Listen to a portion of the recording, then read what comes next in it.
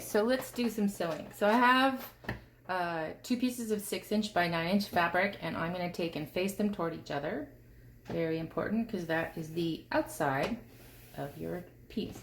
I have my 2 pieces of elastic already cut, and I'm going to take on the inside right corner, hopefully you can see this, about 1/2 inch or so from the bottom, I'm going to place that piece of elastic there, sandwich it between. I don't use pins a whole lot. That's just my choice. There's a lot of things that I sew I don't pin. There's a lot of things I sew that I do pin. I think it's just up to you, what works best for you and how confident you are as a sewer. So anyway, I have this piece of elastic in here, and I'm going to start sewing my square probably about 2 inches or so from the bottom right corner.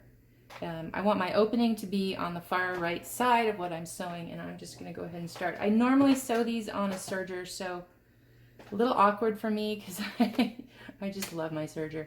Anyway, so start sewing, and I'll lock the stitches and go almost about 1/4 inch from the bottom, just past your elastic for sure. And then I'm going to put the needle down. I actually have a feature on my machine that I can do needle down, so I'm going to use that for the rest of it.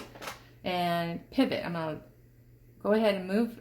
Well, I like to keep making sure I keep the elastic out of the way, so I usually lift up the fabric, move it out of the way, and the easiest side to the long side. Just sew. Go.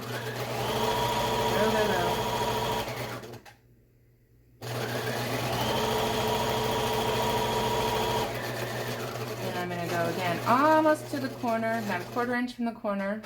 I'm going by the shorter fabric, so the piece is a little shorter. Needle down, I don't know.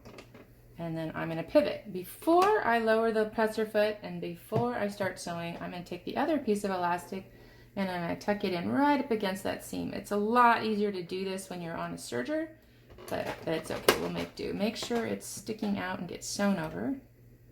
All right, so let's fit in the seam allowance, please. Cooperate, please. Okay. Again, my serger's great because it would cut all this fabric off for me. Sew a little bit before I go too far. I'm going to make sure I have that piece of elastic flat, and I'll kind of pull it and get it ready, because what I'm going to end up doing is I'm going to sew that right in there. So let's sew most of this seam. And before I get too far, again, make it easier on myself. And it's always good if you don't have a way to, if your machine doesn't have a way to stop with the needle down, always stop with the needle down so that your material doesn't slip around underneath your machine here while you're working. I'm going to tuck that again right about 1/2 inch from the bottom. Hold down my finger and sew. I'm not reinforcing the elastic because honestly when I sew the pleat I double stitch it anyway, so it's probably not needed. I'm going to make sure this is out of the way because I don't want to sew the elastic because I don't want to have to rip any seams out. And again, long straightaway, just go. And you'll notice I'm not being perfect with how much seam allowance I'm allowing. It doesn't really matter. If you want to be precise, go for it. With my serger, it does all that for me, so I really don't have to worry about it. So, and right before I get to the end, needle down. Let's go back one. And I am going to take this little guy, making sure he's also flat, and I'm going to shove him up against the seam there. Just makes everything a lot neater when the elastic is coming out of the corner, kind of perpendicular. And seam. And I probably go about 1 inch or 2. I'm going to lock my thread again. And that is it for sewing that. At this point, I normally will switch over to my regular sewing machine. This is all I do before I go. Very important that you trim the corners. I can't see here. So I want to don't cut the thread. You want to be sure you don't cut your stitch, but just a little bit away from that corner, cut it diagonally. A lot easier to push nice crisp corners out when you don't have too much fabric in there. Every corner, do this to every corner. Again, if you're on a serger, you don't have to do this.